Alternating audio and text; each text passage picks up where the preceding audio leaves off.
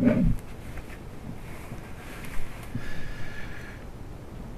everybody, we're back here again with part 2 of this scary baby portrait makeover routine. We made a nice big stack of layers. Well, not a big stack of layers, just a few layers sitting on the top. We've kept it as simple, I've kept it as simple as possible by just using some blend modes and a nice squishy brush. And I want to now just group this part 1 stack of layers. So I'm going to hold down the shift key, select the one above the background and the top one. I'm going to drag it down onto that file icon just there, and that makes it into a group, and it's keeping things nice and tidy. And that's going to call this one part 1. Click on that to make sure it's called it. You've got your blend modes as well with this group now. You can actually just change the whole group of layers. I know, complicated. You can use that information if you wanted to. We could put a mask on this if you really want. If I held down the Alt or the Option key, I could put an inverted mask and then paint on there with white to bring through some of that multiply information if I really wanted to. But as it's part 2, what I want to do is just go back in time. So use the history option, just go back to this create group from layers, let's call it with a name so I don't have to type that out again, boys tears. We're back here again with our grouped stack from part 1 pass through. We renamed it above our background layer, so we kept the background layer and just the stack of layers above it, and I'm going to use that information now. So Shift Control Alt T, Shift Command Option E on the Mac, and we're going to do a stamp copy. I'm going to desaturate that one, so a Shift Control U, Shift Command U, which will desaturate it. Alt click on the mask icon, and I just want to put some information in from that multiply desaturated layer I've just created by doing a stamp copy of the 2 layers beneath, and I'm just going to fill in some of that burnt out highlight detail. It's not totally burnt out, I just want to put something in there to balance it out. You can see there it brings it down. Don't forget fine-tuning with your opacity slider. That's looking a bit better, so it's a bit more even with tone there underneath the eye. The flash isn't blowing things out too much. That's looking quite good as it is. I think I'll leave that as it is there. So we're going to do a stamped copy of the next one. Shift Control Alt E, Shift Command Option E, and change the blend mode to hard light.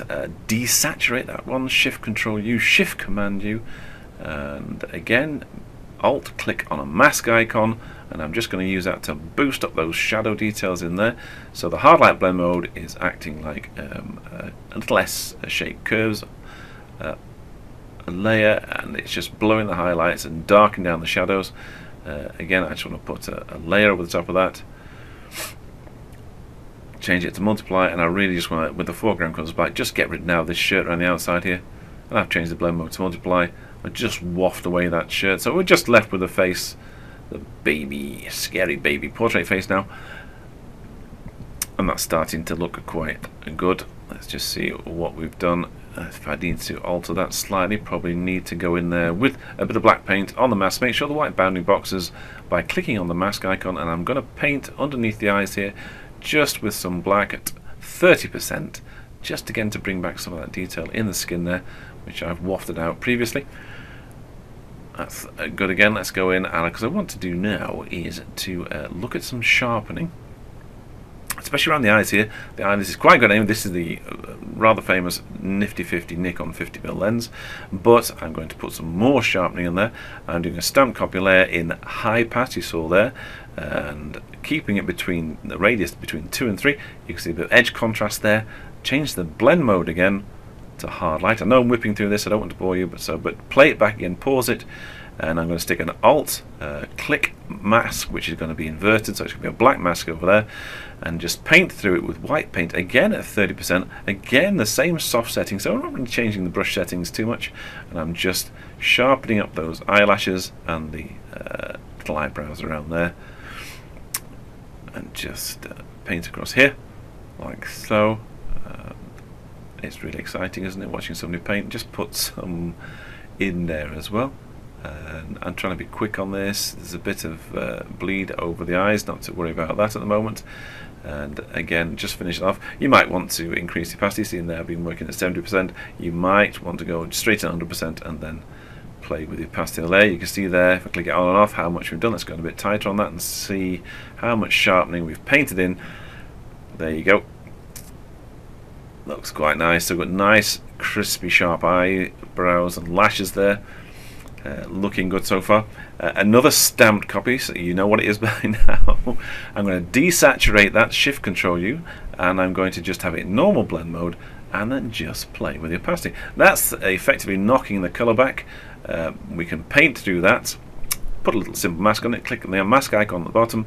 I'm going to use a black brush just to work on the lips and the eye colour, just to bring that back through that layer we've just desaturated in normal blend mode, and about 47% opacity. If I alt click on that, you can see where we've actually just worked on the mask.